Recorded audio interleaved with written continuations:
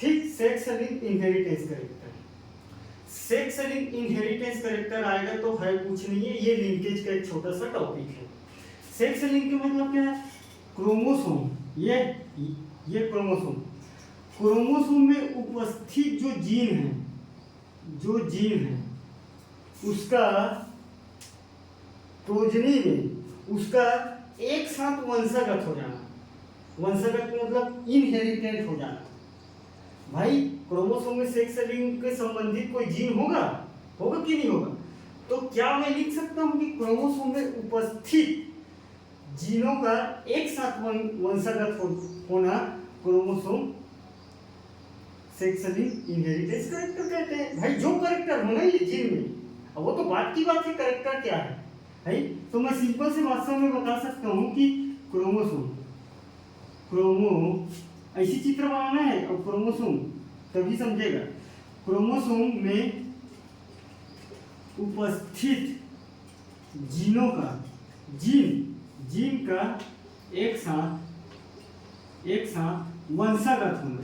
वंशागत मतलब इनहेरिटेड होना, inherited mother से प्रोजनी में आना। ठीक, तो ये जब क्रॉस होगा तो क्रॉस होने के बाद यही जीन तो आएंगे जी। ठीक, वंशागत होना लिंकेज क्या है? इसको तो लिंकेज कहेंगे, लिंकेज कह दिए, यहाँ तक तो लिंकेज है सिंपल से भाषा में। अगर लिंकेज भी पूछेगा तो क्रोमोसोम में उपस्थित जीनों का एक साथ वंशागत होना। अब सेक्स लिंक बोला है तो क्रोमोसोम में उपस्थित सेक्स लिंक संबंधित जीनों का वंशागत होना। मैं लाइन बढ़ा रहा हूं तो मैं यहां लिख सकता हूं कि क्रोमोसोम में सेम क्रोमोसोम है, इसमें सेक्सुअल प्रजनन संबंधी, मैं ठीक, प्रजनन संबंधी जीनों को वंशागत होना, उसी को तो बोल रहे हैं जी सेक्स लिंक करके। तो क्रोमोसोम में उपस्थित क्रोमोसोम में उपस्थित सेक्स लिंक जीन का वंशागत होना। भाई कोई सेक्स संबंधी अगर मान जाए कोई जीन हो तो उसका हो रहा है, अगर कोई नॉर्मल लिंकेज क्या है तो क्रोमोसोम में उपस्थित जीनों को वंशागत होना। अब इसी को सडन हाइपोथेसिस कहा, मतलब एक हाइपोथेसिस था सडन हाइपोथेसिस। तो इसी को बोला था कि कोई ग्रुप में जीन है और जीन मदर से प्रोजनी में जाता है और बोल दिया था मेरे को नहीं पता, तुम लोग देख लोगे करके।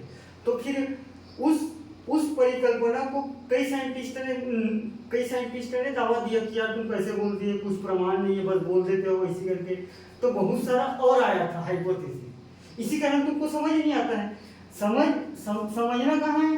जो क्रोमोसोम में जीन है उसी का वंशागत हो रहा है। और अगर कोई सेक्स संबंधी जीन होगा तो सेक्स लिंकेज, इनहेरिटेंस, मदर से प्रोजनी में जा रहा है।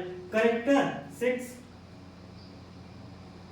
अगर कोई बढ़वार संबंधी जीन होगा तो करेक्टर हाइट, अगर कोई छोटे संबंधी जीन जा रहा है तो बौनापन संबंधी जीनों को वंशागत होना। बस नाम चेंज होगा, बाकी सेम है कॉन्सेप्ट। ठीक है, अब इसी को सडन हाइपोथेसिस क्या बोला था? एक परिकल्पना आप लिख सकते हो। परिकल्पना मैं बता रहा हूँ, परिकल्पना मतलब इसको एक साइंटिस्ट दिया था सडन। अब मैं पूरा नहीं बताऊँ। तो सडन हाइपोथेसिस का कहना ये था कि क्रोमोसोम में उपस्थित जीन ग्रुप के रूप में रहता है और वही ग्रुप के रूप में एक साथ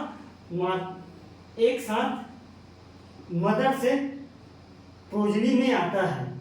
और ये बोल दिया था मेरे को नहीं पता, मैं तो ऐसे जानता हूँ करके। तो बाकी साइंटिस्ट ने कहा तुमने बोला कैसे है ये जाता है? तो क्या चीज जाता है तुम बताओ ना भैया, जीन जाता है कि क्या जाता है, कैसे जाता है? तो सिंपल से लिखना, सडन परिकल्पना क्या है? सडन परिकल्पना वह परिकल्पना है जो क्रोमोसोम में उपस्थित जीन ग्रुप में रहता है और यही ग्रुप में रहकर मदर से संतति में जाता है, उसको बोलते हैं सडन हाइपोथेसिस। ठीक है, तो सडन हाइपोथेसिस क्या है कि क्रोमोसोम में उपस्थित जीन ग्रुप में रहता है और वह ग्रुप में वंशागत होता है, मतलब इनहेरिटेड होता है। इनहेरिटेड उसको बोलते हैं सघन परिकल्पना। ठीक है, तो यहाँ तक लिख लोगे। अगर किसी को नहीं पता है तो इतना ही लिख के आ जाइएगा। ऐसी चित्र बना देना, यही जीन है, इसी का इनहेरिटेंस होना है, यही लिंकेज है। और हाँ, एक चीज, लिंक जीन क्या है कर कह सकते हैं, तो जो जीन ट्रांसफर हो रहा है तो उसको लिंक जीन बोल देंगे। अगर ग्रुप में हो रहा है तो लिंकेज ग्रुप बोल देंगे। सिर्फ इसको याद रखना बेस को, बाकी लिखना से हो। ठीक, प्लीयोट्रॉफी क्या है? प्लीयोट्रॉफी मतलब एक जीन मल्टीपल को एक्सप्रेशन करता है। तो सिंगल जीन मल्टीपल एक्सप्रेशन है सिंगल जीन, उसको बोलते हैं प्लीयोट्रॉफी। एक लाइन में अगर इंग्लिश में मैं अगर बोलना चाहूँ इसका डेफिनेशन, तो डेफिनेशन में मैं बोल सकता हूँ multiple expression, multiple expression of a single gene. इसका हिंदी मेरे को थोड़ा सा बनाने नहीं आया, सिंगल जीन।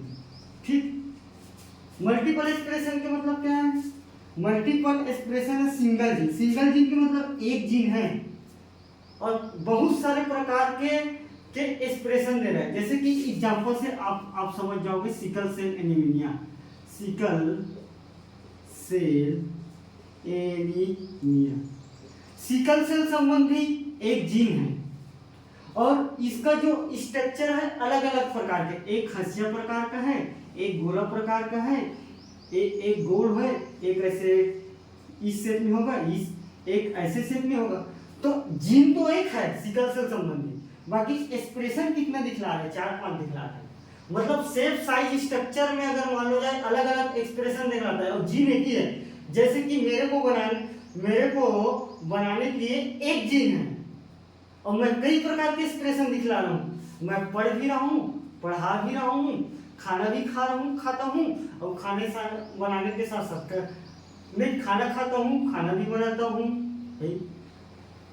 तो कितना सारा एक्सप्रेशन हो गया। मनुष्य को बनाने वाला तो एक जीन है, मतलब बोलने का मतलब जीन तो कई है, बाकी जीन तो एक है ना।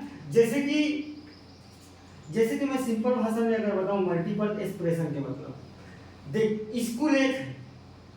स्कूल एक है और उसी स्कूल में पढ़ने वाले कई हैं, तो जो पढ़ने वाले हैं वो मल्टीपल एक्सप्रेशन है। स्कूल एक है तो स्कूल एक जीन है और एक्सप्रेशन कई प्रकार के दिखला रहे हैं, मतलब कई प्रकार के स्टूडेंट, कई प्रकार के क्लास है स्कूल में। तो स्कूल का जो क्लास है वो मल्टीपल एक्सप्रेशन शो कर रहे हैं। जीन स्कूल है, एक स्कूल है, कई सारा क्लास है।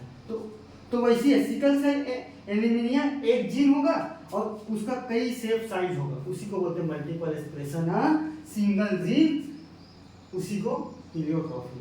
बात समझ में आया? यहाँ तक एकदम क्लियर है? Cytoplasmic inheritance. ठीक, साइटोप्लाज्मिक इनहेरिटेंस सेल की स्ट्रक्चर में पढ़े हो डीएनए और मतलब न्यूक्लिक एसिड के छोड़ बाकी साइटोप्लाज्म है। तो वही जो साइटोप्लाज्म का मदर से प्रोजनी में आना, उसको बोलते हैं साइटोप्लाज्मिक इनहेरिटेंस। तो सेल के न्यूक्लियस पार्ट को छोड़कर बाकी सेल पदार्थ का मातृ से संतति में आना उसको बोलते हैं साइटोप्लाज्मिक इनहेरिटेंस। बात समझ में आया? यहाँ तक एकदम क्लियर है? एक है लोकस, ये पूछ सकते हैं लोकस क्या है करके। लोकस क्या है कि कोई क्रोमोसोम है, तो क्रोमोसोम में जीन जिस अवस्था में रहते हैं, जहां प्रेजेंट रहते हैं, उसको बोलते हैं लोकस। तो लोकस क्या है? जीनों की रहने की इस अवस्थिति को लोकस कहते हैं। तो मैं लिख सकता हूँ एक लाइन में, पूछ सकते हैं जीनों की रहने की अवस्थिति को बोलते हैं लोकस। एक है क्रोमोसोम। ठीक, क्रोमोसोम क्या है? ये स्ट्रक्चर है क्रोमोसोम का।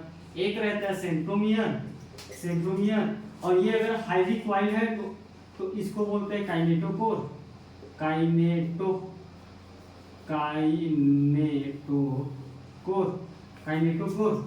ठीक है, यहाँ तक समझ गए काइनेटोकोर। और बहुत सारा जुड़ा रहता है, ये इसको बोलते हैं क्यू आर्म, और इसको बोलते हैं पी आर्म, सेंट्रोमियर हो गए, और एक रहता है टीलोमियर रहता है, टीलोमियर, ठीक। और स्ट्रक्चर में और क्या रहता है यार, काइनेटोकोर हो गए, सेंट्रोमियर हो गए, टीलोमियर हो गए, और इसका खोज या प्रतिपादन किया गया था स्ट्रासबर्गर इसका खोज किया गया था, और नाम कौन दिया था, स्ट्रासबर्गर, ठीक। तो अगर मान लो जाए गुणसूत्र क्या है बोलेगा, तो गुणसूत्र क्या है, क्रोमेटिड धागा का अति कुंडलित संरचना को क्रोमोसोम कहते हैं। एक लाइन में बता दोगे तो क्रोमोसोम क्या है, मेरा बताने का मतलब यहाँ था कि क्रोमोसोम